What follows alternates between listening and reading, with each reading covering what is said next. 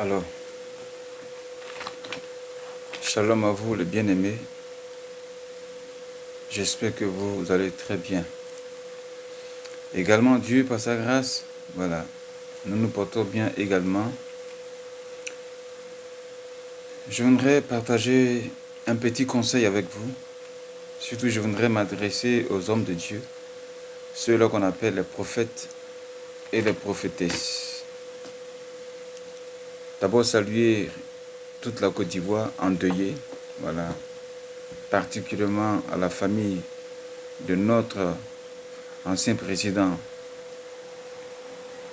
Henri Gonabedié, voilà, pour ce deuil qui frappe sa famille et également toute la Côte d'Ivoire. Mais je voudrais parler de ce qui se passe.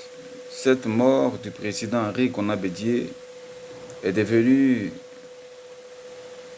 un événement de compétition prophétique, un événement du grand prophète, un événement du prophète des nations. C'est devenu un événement du prophète qui a la bouche autorisée de Dieu. Voilà.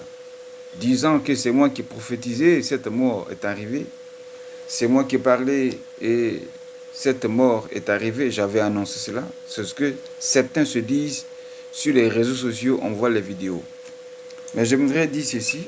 Selon 1 Samuel chapitre 16, verset 1, voilà, Dieu avait dit au prophète Samuel que lui, Dieu n'était plus avec le roi Saül.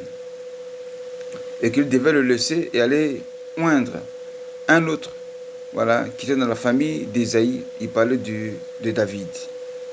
Ça veut dire aussi que le roi Saül devait mourir parce que Dieu n'était plus avec lui. Mais le prophète Samuel n'a pas averti à tout Israël que Dieu disait qu'il n'était plus avec Saül. Le prophète Samuel n'est pas allé publier à tout Israël pour dire que le roi Saül allait mourir. Il a gardé ça pour lui seul. Il n'a pas non plus dit ça à David qu'il était allé oindre, ni à sa famille, que Dieu dit qu'il n'était plus avec Saül et que Saül allait mourir. Le prophète Samuel n'a dit ça à personne. Il a gardé ça pour lui seul. Pourquoi? Pourquoi? Parce qu'il y a deux types de prophéties. Voilà. Il y a deux types de prophéties. Donc, je voudrais parler de ces deux types de prophéties. Pour ceux qui sont appelés